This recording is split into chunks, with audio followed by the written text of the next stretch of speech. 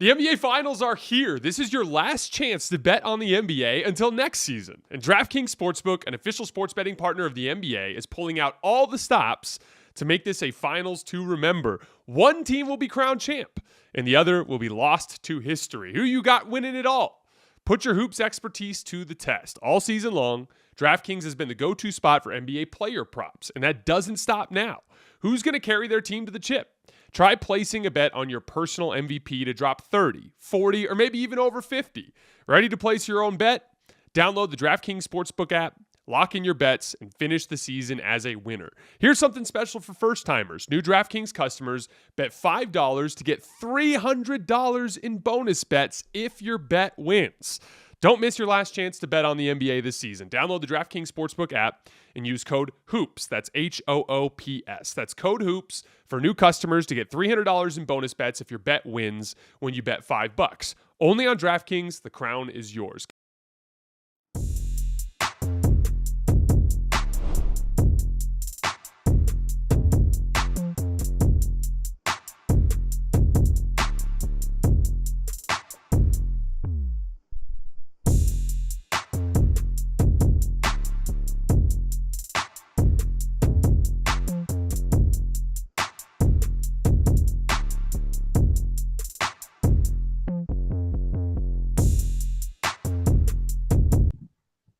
Welcome to Hoops Tonight here at The Volume. Happy Thursday, everybody. Hope all of you guys are having a great week. Well, the best NBA Finals since the 2022 series between the Warriors and the Celtics continues to give as the Pacers tonight beat the shit out of the Oklahoma City Thunder. Their most impressive performance on several levels as they tied the series at 3. We have Game 7 on Sunday. I'm going to be getting into tonight's game from a bunch of different angles, talk about some specific things to look for in Game 7 on Sunday, some things that need to go right for Indiana if they're going to have a chance to win that game, the reality of the test, this final test that Oklahoma City has presented to every opponent to this point that no one's been able to solve, which we'll get into at the tail end of the show today.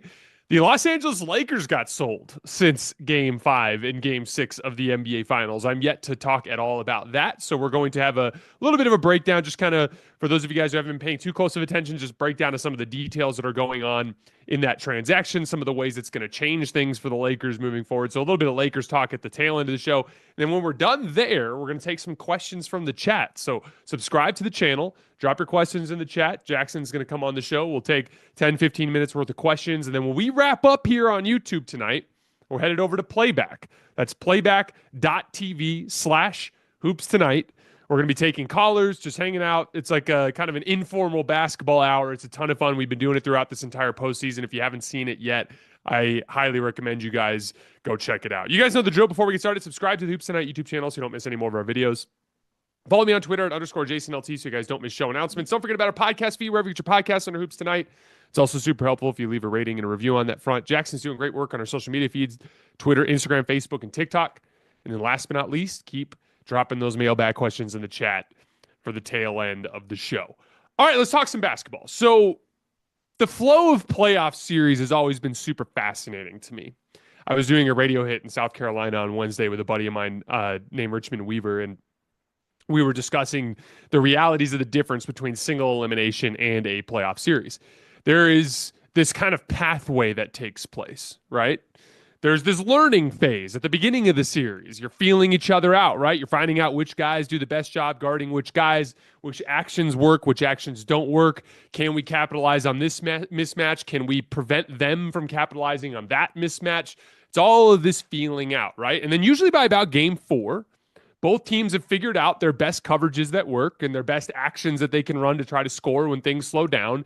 And from that point forward in the series, everything switches to execution. There's no magic adjustment you can make. There's no sort of like dynamic change in your approach that can shift the outcome. It just comes down to your guys doing their best ability to execute the specific game plan that you've landed on by that, Game 3, Game 4 part of the series. And one of the biggest problems for Indiana in this series has been their inability to establish anything that is consistently effective in the half court.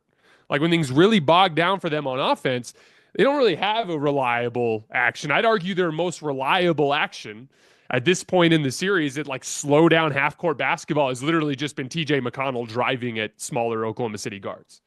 He's the one guy in a Pacers jersey who's been able to consistently gouge the OKC defense in the half court, collapse them, create spot up opportunities and layups for himself. And then Siakam can get to a little right shoulder fade, but he's not able to get all the way to the rim in the half court very much. But TJ's really the only guy who can gouge them in that way. On the other side of the floor, like Shai and J-Dub have been able to pretty consistently get into the teeth of the defense for Indiana. Now, whether or not they process correctly when they get there, make the kickouts, things along those lines, that is kind of shifted from game to game. Shai and J-Dub both were rough again tonight, but that is the dynamic at play in the series. Is one thing slow down in the half court, Oklahoma City's athleticism can really become a problem for Indiana.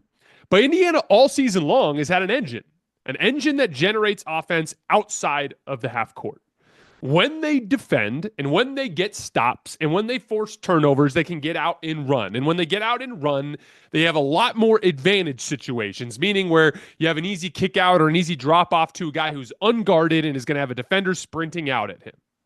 And I would argue, if you wanted to point to one thing about this Pacers team where they're clearly better than OKC, one thing that, like, if we're putting green check marks underneath each team as in who's got the strength in this matchup, if there's one thing that the Pacers are clearly better at, it's their aggregate offensive skill down the roster. When the Pacers have advantages, they can pass through those advantages and finish plays at a higher level than OKC. That's their advantage. That's the push and pull of this series. When Indiana can get stops, they can usually get out in transition. When they get out in transition, they have the advantages they need to succeed. They start to catch a rhythm. A bunch of guys get going, and they can get really tough to beat, right? But if they can struggle to get stops, if they struggle to get out in transition, even as recently as the fourth quarter of Game 5, we've seen them have serious problems just getting past that initial layer of Oklahoma City's defense. We talked about it in our show after Game 5. It kind of had this weird optical dynamic in the half court, where for the Pacers, it kind of feels like a bunch of dribble handoffs and interchanges out above the break, but no one's turning the corner. No one's getting downhill. Or if they do, someone finally messes up for Oklahoma City and they get some rim pressure at some point later in the possession. But for Oklahoma City, they pretty consistently gouge into the teeth of Indiana's defense in that half-court setting, right? So that's the dynamic. If Indiana has to dribble up against OKC's set half-court defense, it's going to be a problem. I thought Indiana's defense was fantastic from the jump tonight, and that allowed them to avoid that half-court situation for the majority of the night. And it really starts with Nembhard and Nesmith. I thought Aaron Nesmith had his best game of consistently in the J-Dub matchup. He's been bullied. He's been undisciplined on Shai, picking up silly fouls here and there. This was his best game, navigating screens, keeping the ball in front. Nembhard has done a great job in the entire series, but that's where it starts, at the point of attack. This is the biggest push and pull in all NBA games. We talked about this with Colin the other day.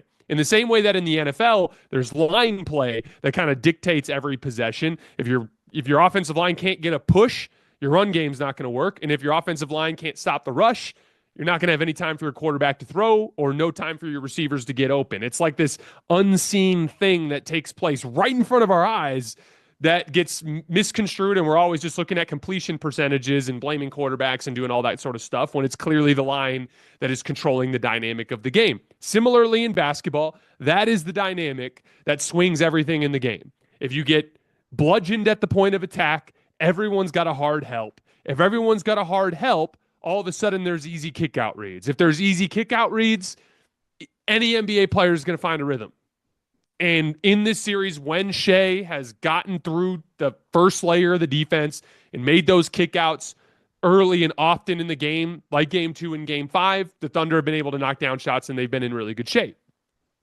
But if you can start to flatten out those drives and make it a little bit harder for them to get those hard dribble penetration moments, all of a sudden your off-ball guys can do more digging down and recovering. Kind of stunting at the ball rather than fully committing to the ball. All of a sudden, those kickouts turn from wide open threes to rushed threes or other opportunities for the gap between Indiana and Oklahoma City's off-ball processing and off-ball play finishing to manifest itself. And on many occasions in the series, when the Pacers have really dug in defensively at home, they've been able to play Oklahoma City into some really rough shooting games.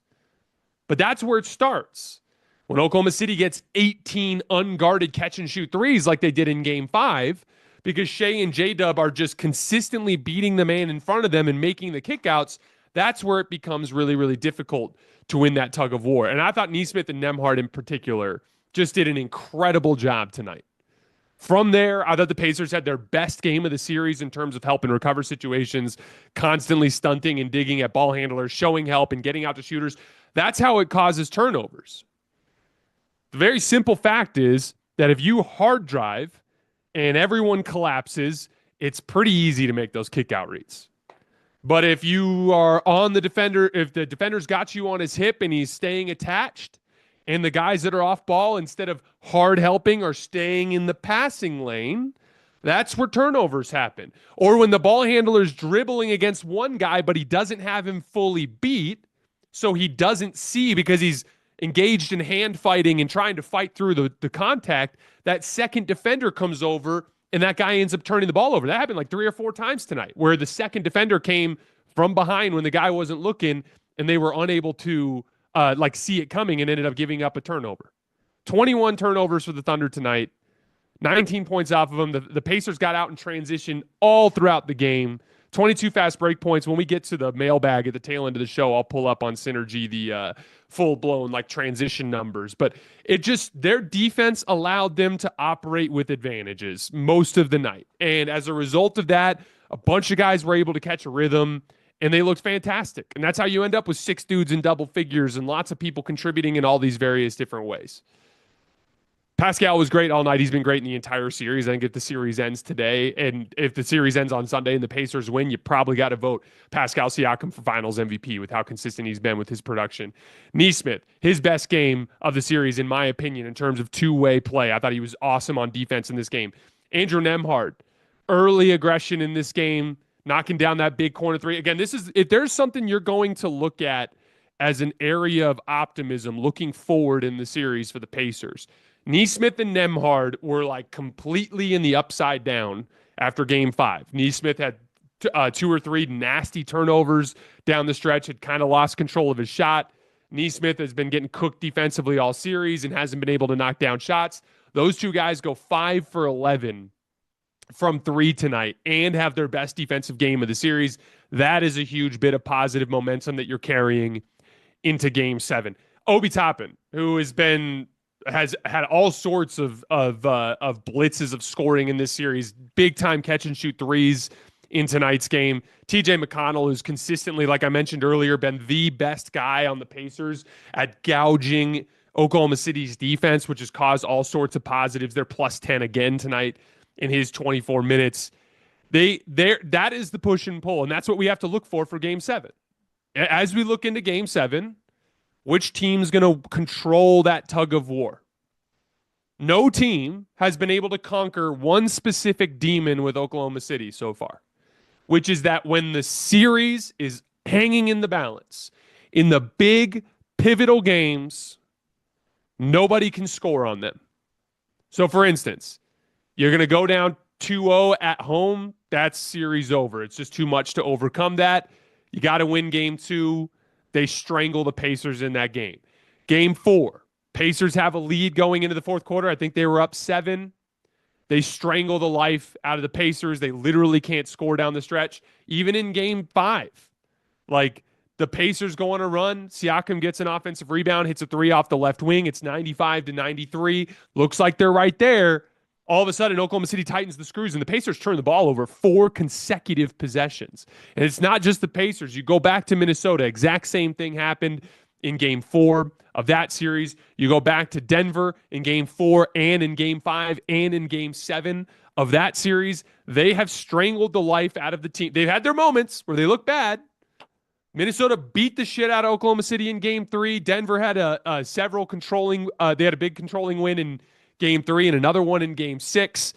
Memphis before John Morant got injured was beating the shit out of Oklahoma City at home in Game 3. Like, they've shown their cracks. They're a young team. They struggle on the road. They've had their issues. But ultimately, when everything is actually on the line, when their back is truly against the wall, it's like that meme with the dude sitting back with the controller and then he leans forward when it's go time. Like, Oklahoma City tightens the screws and everyone falls apart. That is the challenge. If Indiana's going to win in Game 7, that's the demon they have to conquer. Right out the gates, they have to not turn the ball over. They have to get the ball through Oklahoma City's defense. They have to knock down the shots that are available to them. We talked about Nesmith and Nembhard getting going tonight. That's huge. Miles Turner's another big guy I have my eye on. He keeps getting wide open threes in this series, and he just can't hit them.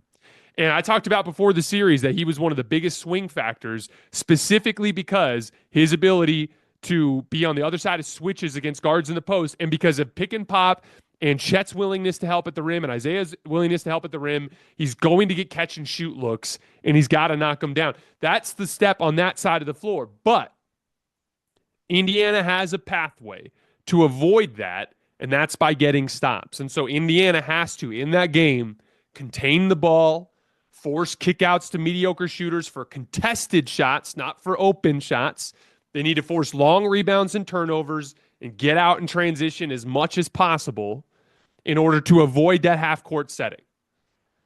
Again, it's not a good sign that in Game 5, when you had a chance, that you turned the ball over 4 consecutive times, all against the first 2 layers of Oklahoma City's defense, like just on-ball pressure and high post entry denial and stuff like that. That is something that they cannot afford to do in Game 7. If they do that in Game 7, they're dead on arrival and they're going to get blown out.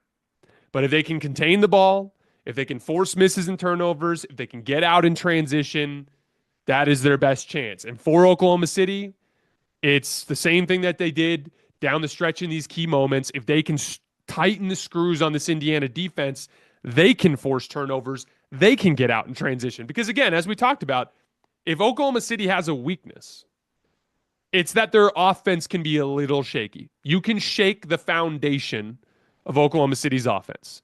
They had just 35 points in the second and third quarters tonight. And so for them, that's their breaking point.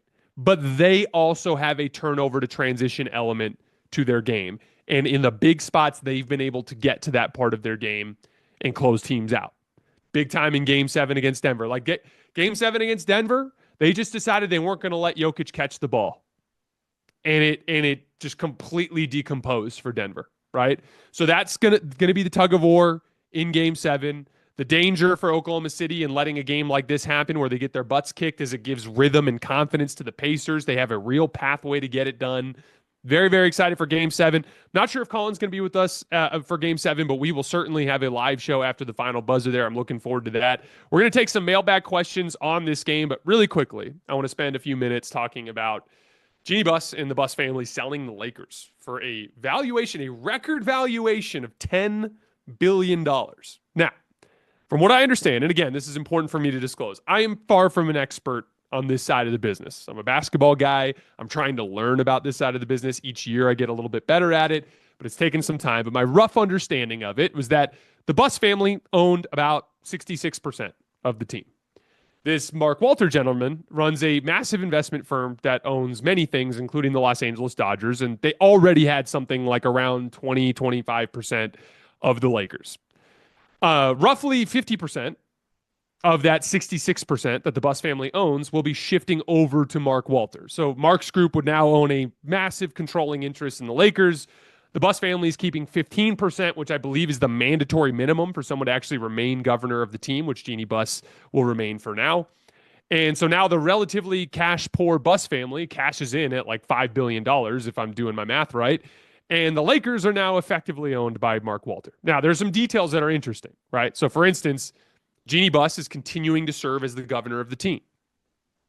This is interesting because the Lakers' issues don't only come down to money. We're going to talk a lot about money.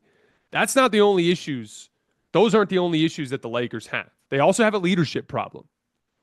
The Lakers have just pulled off the largest valuation in a sale in the history of professional sports, but they are literally run like a small local family business. Talk to anyone who has spent time around the Lakers. There are members of the family and close friends of the family all over the organization in positions of power. There's no clear decision-making hierarchy. If Jeanie stays on as governor and the team continues to operate in that way, it will continue to hold the team back in some way, shape, or form. That said, we do have a relatively recent example with Mark Cuban after he sold the Mavs, staying on as governor, but then eventually being removed from power. My guess is Jeanie is more of a placeholder than anything else, and I would imagine that she eventually gets replaced. But before we get to anything with money, this is an aspect that I'm keeping an eye on. Turnover with executives up high in the organization. Luka Doncic has 1 year left on his contract before a player option that he'll almost certainly opt out of in pursuit of a new deal. And if you're going to keep Luka around for one more contract, or hopefully for 2 more contracts, you may have to be willing to fire some people. So like if Rob Pelinka isn't up to the task, if he fails this summer in building a team around Luka Doncic, you cannot afford to wait and lose Luka Doncic in the process. Luka is the future. Things were looking extremely bleak for the Lakers after, like in that early middle portion of the season when they were struggling. You got an old LeBron, you got an Anthony Davis who's on the decline. They didn't have any sort of massive asset trove or anything to fall back on. Luka is the guy that came in through great fortune and has turned around the prospects for this franchise moving forward. You have to be willing to clean house quickly if incompetence steps in. But by far, the biggest aspect to this move and how it will affect the Lakers, at least in the short term for the next couple of years, things that we'll notice almost immediately is the change in financial resources available for the team. And I'm not treading any new ground here. This has been the major talking point in the NBA for over 24 hours now. But the Lakers were famously cheap. The most obvious example was the decision to let Alex Caruso walk for an average annual salary of a little over $9 million to the Chicago Bulls. The Lakers had already offered him $6 million. And by the way, this has been laid out by Alex in the past. The Lakers were willing to pay him $6 million a year. Alex came back and was like, hey, the Bulls are going to give me $9 million. Will you guys match that? And the Lakers literally said no, which is damning on both fronts because it's damning on the Rob Pelinka front because it shows a scary lack of understanding of what wins basketball games in the NBA. And then it's damning on the Buss family front because we're talking about a gap of about $9 million per year in salary and tax between that $6 million number annually and the $9 million number when you add in luxury tax. That was enough to scare them out of retaining a player that literally started an NBA Finals game for them in 2020. But the Lakers' cheapness went far further than just the Caruso deal. They openly disrespected a championship coach in Ty Lue when he just asked to be paid like a championship coach. And the Buss family offered him entry-level coach money. It was insulting, and he walked away. They spend far below the top teams in the league on stuff like scouting staff, analytics staff, other support staff. That is like a legitimate competitive advantage in this league. I saw a story yesterday about them literally forcing an assistant coach to stay in a different hotel than a player he was working out because they didn't want to spend a little bit more on a hotel room. So this news can't be interpreted in any way other than a massive positive because all indications from Mark Walters' group and the way they manage the Dodgers should lead us to believe that the Lakers will finally be a big spending team. That means they won't ever miss out on a hire because the Buss family's ego or unwillingness to pay market value steps into the equation. They should be a top 5 luxury tax spending team, which they were not under Jeanie Buss. They should undergo a massive investment over the next few off seasons and upgrading their support staff at every level. And they should finally be run like the biggest sports franchise in the world. If you're going to be valued like that, if that's the investment you're in charge of, it needs to be invested in properly, and now I expect them to be. It's not going to happen overnight. Could be a rocky transition, especially with Rob and Genie still carrying some power. There's a lot of urgency surrounding the situation with Luka. The Lakers desperately need to get a starting center this summer, a starting caliber center. They desperately need to anchor LeBron and Luka with a ton of athleticism. If you're going to build a team around Luka, I hope he comes into camp in better shape, but he's notoriously a poorly conditioned athlete. Austin Reeves, who's a below average NBA athlete. LeBron James is going to be 41 by the time you reach the playoffs. You've got to anchor them with just a shit ton of athleticism. There's a lot of work that needs to be done over the course of this offseason and next season before the trade deadline. But I am expecting big changes in the overall level of competence within the Lakers in the coming years.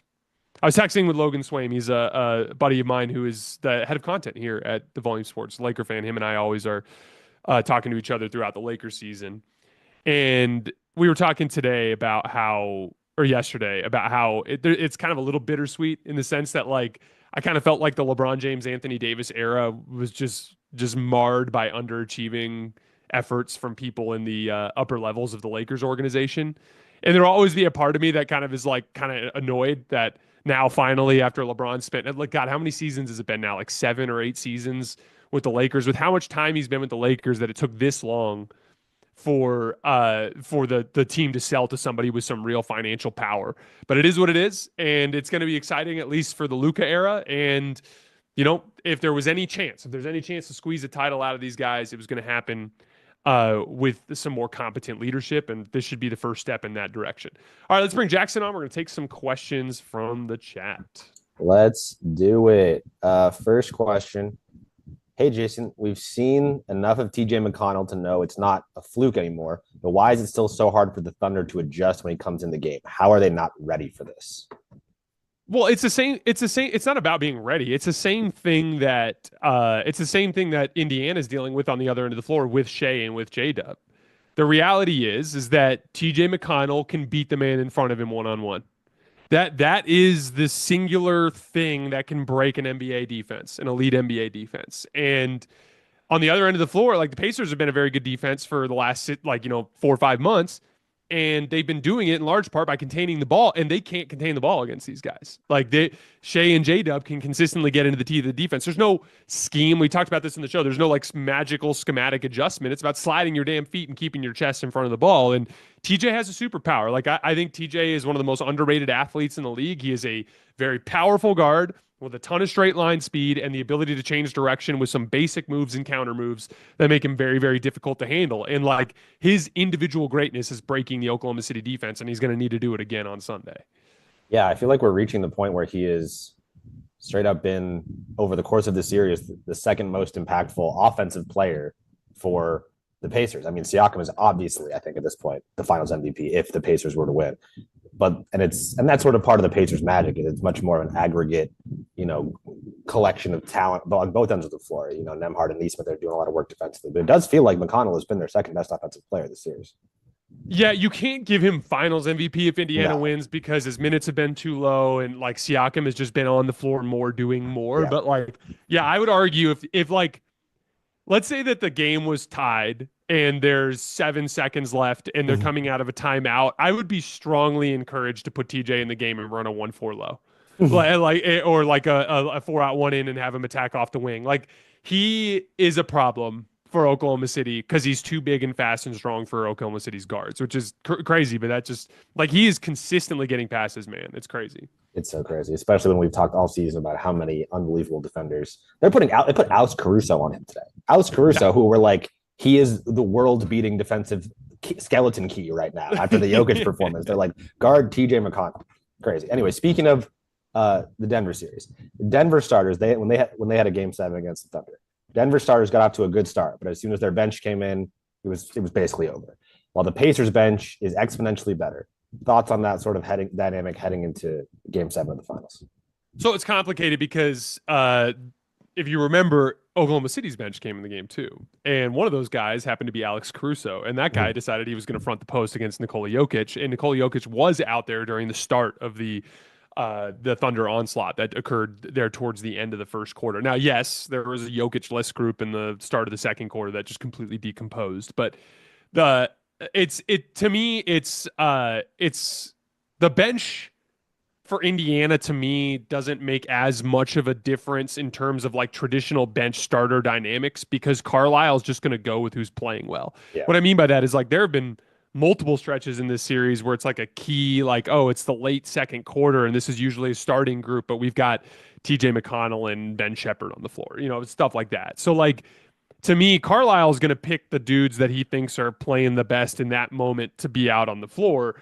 To me, it's when Oklahoma City starts to leverage, like when they start with Hartenstein and Chet, they're a little bit slower. They're not as good with their ball pressure. When they bring in Kason Wallace, when they bring in Alex Caruso, when they really start swarming and pressuring like crazy, it's just about Oklahoma City not soiling themselves the way they did. They had 8 turnovers in the fourth quarter of game 5. And that's what you got to be prepared for is Oklahoma City is going to bring just the most hellacious defensive punch that you can possibly imagine in game 7. And they have to not get rattled. And to me, an easy way to counter that is they've got to bring their hellacious defensive punch. And they got to try to rattle Oklahoma City's offense enough to get out in transition. Yeah. It'll be really interesting to see if they start Caruso or not. Like they started him in the second half today. They've done that at times in the playoff series. In the playoffs, it'll be interesting if they start him to start the game or not. I would too. I would. It's not fuck around time anymore. No. Like you're officially in single elimination territory, and the trophy, you could lose the trophy. You got to start your best 5. And Caruso's clearly their best 5th guy. I think definitely. Yeah. Next question. If OKC loses, would you consider it a big choke job? Or would you, I guess a better way to phrase it is, would you think of it more as a big choke job from OKC or as a sort of superhuman, valiant effort from the Pacers front? It's obviously a combination of those. But yeah, it's, on its face, very simply, if a minus 700 favorite before a series loses, it can't be anything other than a giant choke job.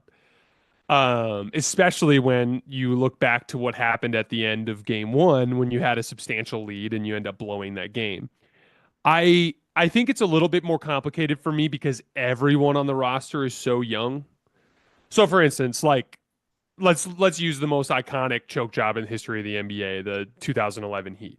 Like they had vets on the roster. Yeah, it was a clunky roster, and they hadn't really figured out how to like space the floor, and they were playing 2 bigs, and LeBron was playing the 3, and it wasn't perfect by any stretch of the imagination. But what happened in that series is LeBron decomposed, and Dirk hit a level that was crazy, and it ended up leading to one of the biggest upsets. Shai has had his downs in this series, but he's also had some massive ups. And I think Shai's been particularly good in the pivotal moments. You lose game 2, you lose the series, he was awesome. You lose the final minutes of game 4, you lose the series, he was awesome. You lose game 5, you lose the series, he was awesome. So like to Shai's credit, he hasn't had like that type of thing. To me, what's happening in this series on the Oklahoma City front is more a testament to just the stuff I've been preaching about all season. Every time I've talked about the Thunder all season, I've said the same damn things every damn time, which is they have this obvious upside. The metrics are there. Everything looks great. All of your conventional wisdom would lead you to believe this is the NBA champion, but there are a bunch of kids relative to NBA players. Relative to other NBA championship teams in NBA history tells us this team loses. They have overcome that to this point. But to me, their inconsistencies and their inability to kind of like play to their potential, so to speak, because like they should have beat Indiana in 5 or 6 games. They should have beat Denver in 5 games. And they didn't. They beat Denver in 7, and they're in danger of potentially losing to Indiana in 7. And to me, that's come down to their inexperience. And all of the downsides, the things that have happened, it's been consistent. Like, what does Oklahoma City look like when they're bad? Shai's chucking shots, or the role players are not able to knock down the open shots that are available. They get super, super sweaty palmed on offense, and they can't score. And that ends up being the difference. And that's happened to them periodically throughout the season at various points. And none of it matters if they hoist the trophy. Go win on Sunday. No one's going to care. But like the threat was always there. This Oklahoma City team was beatable, and they were beatable because of their youth. And I do think that has shown at various points in this postseason. To that point, we have another question. The Thunder officially are going to be 4-5 on the road in this playoff run now. They're going to have a losing playoff record during their playoff run. This has happened before in NBA history. It wouldn't be the first time a champion has a losing playoff record, but it doesn't happen that often. And that, certainly speaks to their youth. Would that, if they, on the flip side of this sort of conversation, we talk about if the Pacers win, if the Thunder win in game 7, would that losing playoff record be a blemish as we think about them as one of their, we talked a lot during the regular season. Is this one of the great teams in NBA history? Would that be a blemish to you for their playoff run? I wouldn't call it a blemish. To me, it's especially for a team that's one of the great teams. It is always a little clunky in that first playoff run, your first like really deep playoff run. So for instance, like even for Boston in 2022, for example, which I would qualify as their first big playoff run, right? Mm-hmm. Theoretically not, because they had other conference finals runs, but let's focus in on that one in particular. Like you have the shakiness against Milwaukee, you have the shakiness against Golden State, and you end up eventually losing against Golden State. Like typically in those first few runs, a lot of your youth shows, your inconsistencies show. I've been saying all year, this is the year to beat Oklahoma City, because all that's going to happen is Chet's going to get better and J Dub's going to get better, and I think even Shai has learned a lot of valuable lessons in this series. And there's been these obvious like differences in approach from Shai in his good games and in his bad games throughout this entire playoff run. And like any young basketball player, he's just taking in data and he's learning, and he's going to learn how to like repeat the stuff that works and avoid the stuff that doesn't. And so to me, like in the same way that we look back on the Warriors, even though they were shaking in 2015, they fall down 2-1 to Memphis. I think they were down 2-1 to Memphis. They were down 2-1 to Cleveland.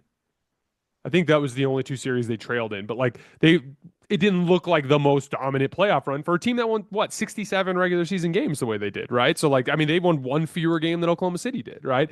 And what do we look back at as that team as? We look at that as the young Warriors. That was the one they stole, right? Like that was the one that like I think a lot of people think like if the Cavs were healthy, like maybe that ends up being a different series. That one maybe. But later on, as they got older, as they got more experience, it's like all of a sudden they were the team that was beating the 68 or 65 win Rockets and beating the more electric regular season teams, because all of a sudden they were the savvy vets who had been in all these big moments and they're just more comfortable in those spots. And so to me, I think we'll look back, like if Oklahoma City wins on Sunday, which I believe they will. If Oklahoma City wins on Sunday, it's just going to be their first title. And yeah, if they have a dominant one after, like if they go back next year and they go 16-3, no one's going to care that they had a tough playoff run in 2025. As is always the case, you can legitimize your success with repeated titles. Celtics fans will always cling to the 2024 title as one of the as like an all-time great team, but if you're going to convince the masses of anything, it's multiple titles, and that is ultimately the unassailable thing that OKC needs to accomplish. Last question before we go over to playback. You sort of just touched on it, but DraftKings has the Thunder as an 8.5-point favorite in Game 7. How would you lean there? It's a good number. Obviously, Vegas is Vegas for a reason. Yeah, I would take Oklahoma City and the spread. I think Oklahoma City is going to win big. I think Oklahoma City will be celebrating the championship the entire fourth quarter. For the record, I hope that doesn't happen. And this extends beyond like hoping for an interesting thing for the job. I've talked about this on the show before, but like just speaking authentically as a basketball fan, I like this Pacers team more. I think they play a more likable brand of basketball. I think they're more fun to watch, and I'm actively rooting for them just as a basketball fan. And so I don't want that to happen on Sunday. I want Indiana to win. But I believe in this Oklahoma City defense. I believe that they can reach a level that is transcendent compared to even other great NBA defenses in the history of the league. So I think Oklahoma City controls Sunday throughout, and it's relatively boring, which is not what I'm hoping for. But again, that's what I think will happen. What's your guess? If you had to guess, you're more optimistic. So why don't you pitch the case? Let's hear it. I mean, I do feel like the spread is kind of an interesting number at 8.5, because it does feel like the Thunder have a very good chance to win by 12 to 15. And it feels like if the Pacers are going to win, I don't think they're winning by 8. You know what I mean? Like, I don't think that number is going to come into play all that much. I feel like it's either going to be a Thunder cruise or a Pacers like 3 to 4 point win. But I don't know. I mean, I think today's game is a bad time to have a true stinker. You know, Oh, yeah. Like it definitely feels like something a veteran team would do more than a young team, maybe like punt a game. But you're not punting any games in the NBA Finals, right? Like it's the NBA Finals time. You have a chance to close out on the road. There's no, and the Pacers building that kind of confidence. The Nembhard and Nesmith offensive performances tonight are definitely really, it's a positive sign for the Pacers. I think that if I was going to have to pick and I had to make a pick, I would pick the Thunder, and I would pick the Thunder to win by 11 probably. But I do feel like the Pacers winning is very within the realm of possibility, despite all the Thunder factors.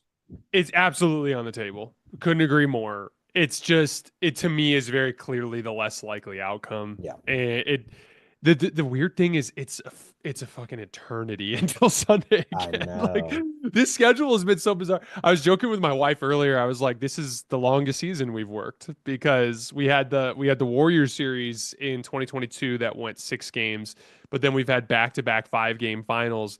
Like, we're working deep into the month of June. We're going on the what is it, the 22nd, right? So like it's just another every sequence has felt the same to me, where like on that second full day off after the finals, I'm like, I cannot believe there's not a game tonight. Like, we're waiting again. We're doing this tomorrow night.